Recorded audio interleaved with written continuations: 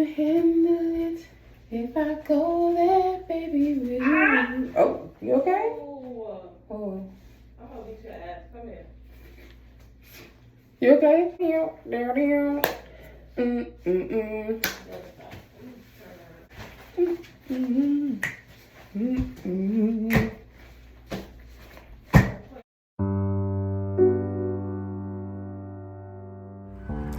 Hey everyone, my name is Laura. This is Divine Intervention, and I really had to make this video today because I just came back from a trip, and there's so many things that I learned, like on the trip, about myself, about a lot of things. And I went to a medical conference in San Antonio. I was in San Antonio and Dallas, Texas, so very exciting because it was like my second time, I think, being there, and the first time I went there was last year, so like to Texas in general. So I was super excited, but the medical convention was really dope. Like, I'm a little weird, so I like medical, like stuff like that. Eventually I do want to start studying like quantum physics and things, but the medical convention in a nutshell was kind of like a bunch of TED Talks like pieced together, except it was on like a medical and scientific side. So that's the best way that I can describe it. The guy who headed the conference, his name is Dr. Buttar. You guys can look him up. But it was a very powerful conference, and I really wanted to talk about forgiveness because the guy who created the conference, his lecture was last, and he was supposed to be talking about cancer, but one of the biggest factors of cancer is forgiveness, like not forgiving somebody. There is a very long, like scientific-y kind of explanation to it, that has to do a lot with like trauma and what is in your cells and how that relates to disease. So I don't have that for you right now, but he said some very important things that I wanted to touch on about forgiveness. This topic is very important to me, and I really needed to talk about it because I have now like a situation or two that I can say I've really forgiven someone, and I know what it feels like now. I think a lot of times people say they forgive, or people believe that they've forgiven someone when they haven't. Not really.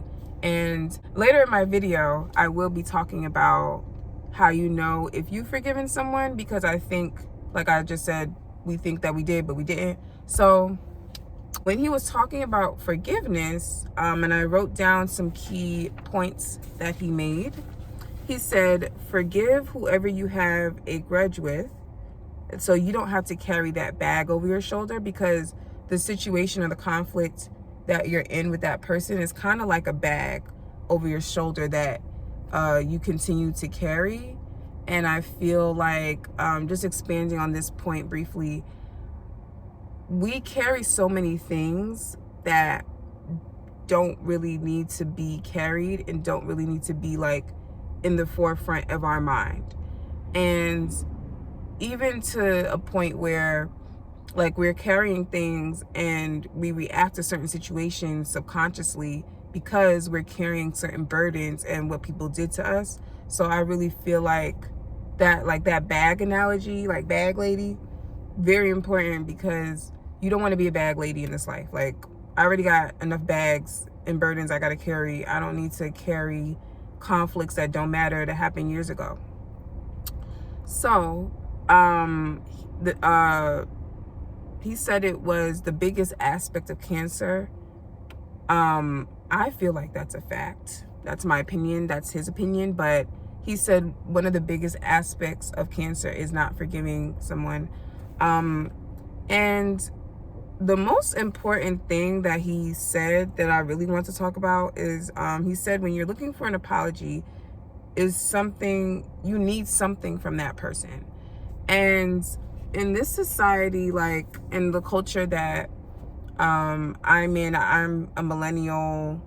I was born in 1995.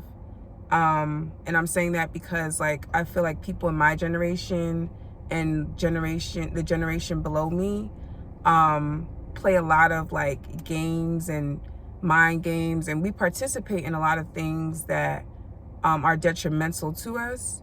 And some of that being like stuff like revenge body, getting back at an ex or getting back at a friend by doing well and whatever, like that naturally, I guess you could say that naturally does have a get back aspect depending on where that other person is in their life. But none of that should even matter. You shouldn't be in the gym with the thought of having a revenge body to get back at somebody for them not seeing your value and your worth as a person. It has nothing to do with your body. It has nothing to do with your face, your looks. Like it has everything to do with what transpired between you and that person. Like I said, not seeing your worth, not seeing your value. And that comes from within, and it's something that I am constantly working on because I have those issues as well. And when I started to take other people out of my self-improvement, I felt so much better about my life and myself. Your self-improvement is about self. It is not about he, she, they, it, what somebody did to you. So that was a very important aspect of what he was saying. And I really feel like in order to move on in life, you're going to have to take them bags off. You're going to have to let go of those burdens. The video that I'm actually going to link below was an actual TED Talk. And her name is Sarah Montana. Very powerful story. One of the most, I would say like life-changing TED Talks that I've ever seen in my life, and that actually helped me to make improvements and changes.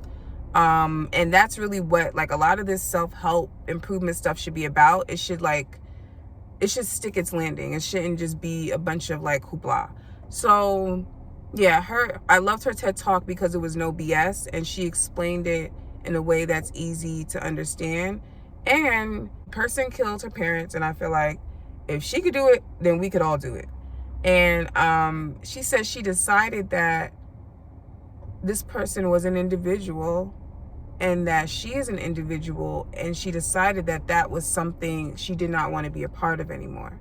And when I say that's something that she didn't want to be a part of anymore, I mean whatever the resentment, the conflicts, the anger, whatever she's holding on to with that man, she decided she did not want to be a part of anymore. That was when I decided, like, in my life, what I wanted to be a part of and what I didn't want to be a part of.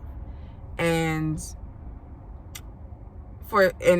just like to use myself as an example, I've had a lot of like messed up situations happen to me, and I felt like I needed an apology. And I got to a point where I learned the lesson that happened within that situation, and I was okay with that.